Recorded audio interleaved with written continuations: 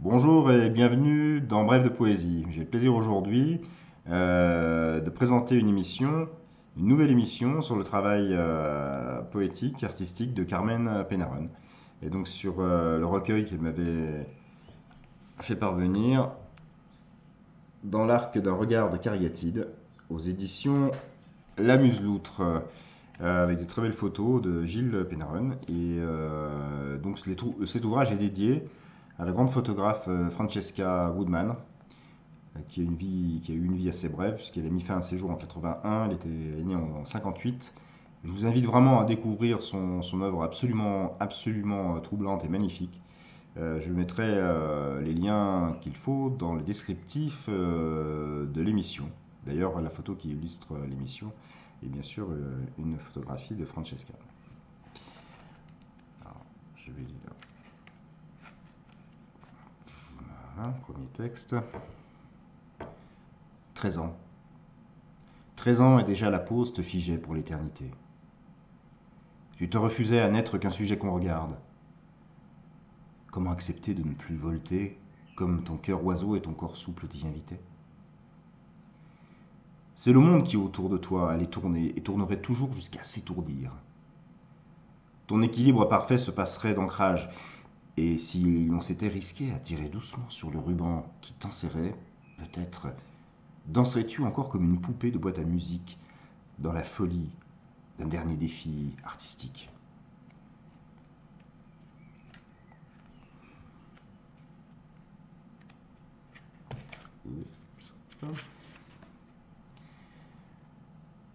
Les cariatides invoquent la muse, féminin pilier d'un monde que l'homme voue à la guerre et qu'elle maintienne debout.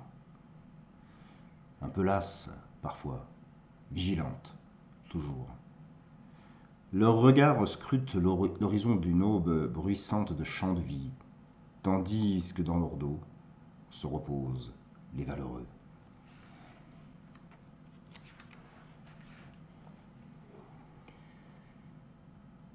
Le regard de Francesca était l'œil du loup qui, tapi à la lisière des reproductions dans les franges de son histoire, guettait l'enfant au chaperon rouge, cette autre elle-même.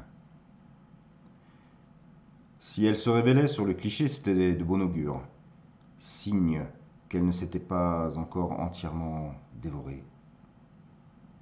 La photographie était une carte, le passe d'un anéantissement pressenti, lent, répétitif, inéluctable, un doute égaré dans les méandres d'un esprit hanté par la créativité. Dans les longs corridors de son château intérieur traînaient des confidences où l'inassouvi laissait se fendre la pierre tendre des innocences juvéniles.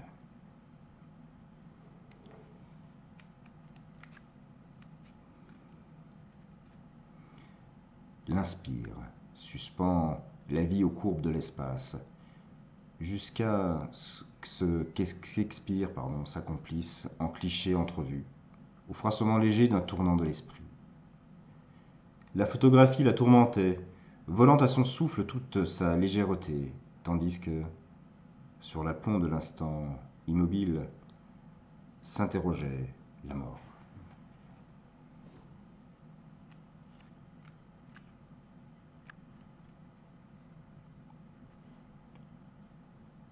Ne coupez pas la branche du vieux chêne au bout du champ. Il étire à l'horizon sa promesse de fuite. Pour l'homme en peine qui voudrait suspendre au jeu de la balançoire l'oiseau de son âme. La vie transporte dans l'espace la molécule de l'arbre, les rires de l'enfance, la détresse humaine. Un même son bande l'arc et convoque la flèche au cœur du lendemain.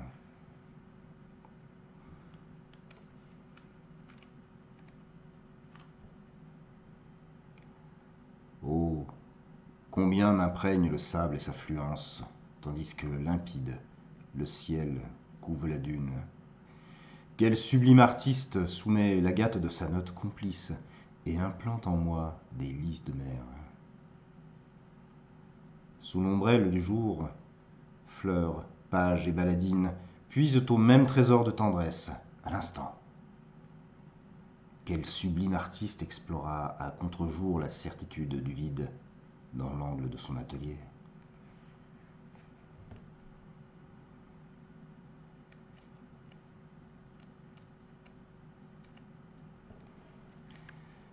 Les poèmes sont des fenêtres. Ils conduisent le temps présent vers de nouvelles dimensions, insoupçonnées, et pourtant inscrites dans l'espace. Nos sens limités nous en voilent la perception.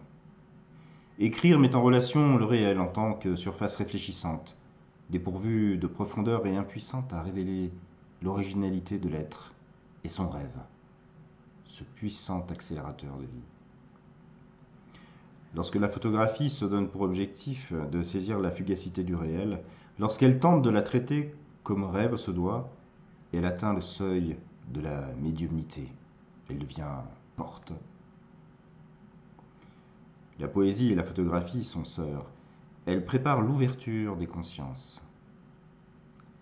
Si notre sensibilité intérieure parvient à s'affiner, nous percevrons ces espaces que la photographie suggère. Nous accéderons à d'autres possibles, où le rêve sera inclus.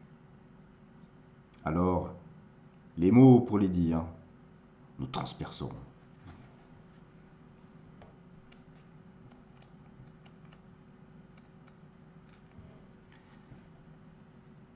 La main se tend vers la lumière, elle ouvre la voie à l'intention du vol.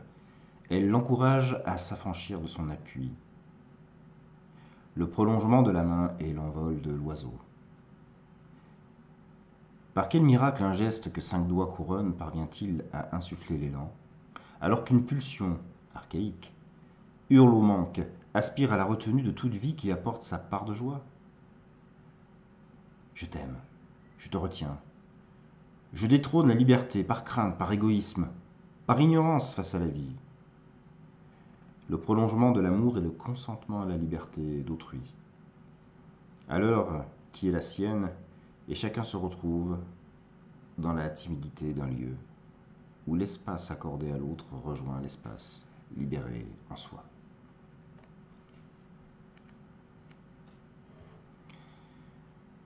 Les grands absents apparaissent au détour d'images oniriques.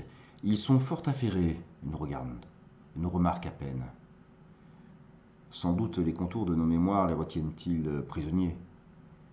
Ainsi vivent nos présents quand nos silences les renvoient à leur propre solitude.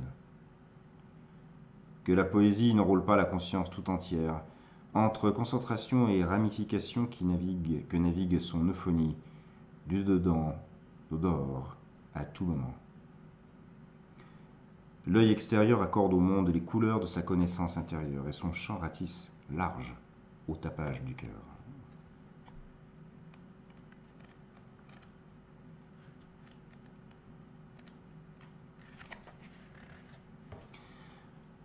Sa nature était celle des pierres dont on bâtit les cathédrales.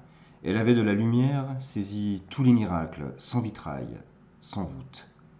Seuls les arcs-boutants de son regard clair lui permirent d'ériger une nef d'images où l'immatériel de la présence se laissait écrire par la lumière qu'elle aiguillait, l'amenant jusqu'au point d'orgue, la prise de vue photographique.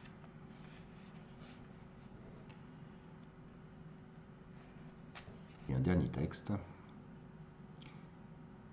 Il ne reste d'elle que de multiples apparitions sur les photographies. Gamine espiègle, elle refuse d'être figée dans l'espace, de donner raison au temps. Alors elle le provoque. Elle est ici, mais elle est aussi ailleurs. Elle est devant et derrière le miroir. C'est elle? Non, c'est son double, immatériel, qui crée des failles visuelles, attirant l'attention pour mieux la détourner. Ensuite, comme le ferait une sœur jumelle jouant la confusion. Filles de Leda, elles mettent en scène leurs rêves, modifiant l'espace, détournant le temps, brouillant le réel. Tout ce qui est immobile est voué au flou.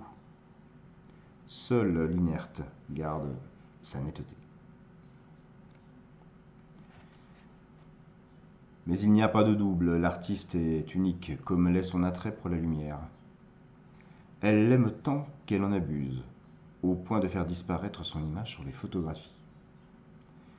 Absente, elle est omniprésente comme les êtres chers que la mort a emportés, quand il ne reste plus d'eux dans le miroir que notre propre regard à soutenir. Nos limites sont atteintes, mais elles les bousculent, nous enjoignant à l'exploration intérieure.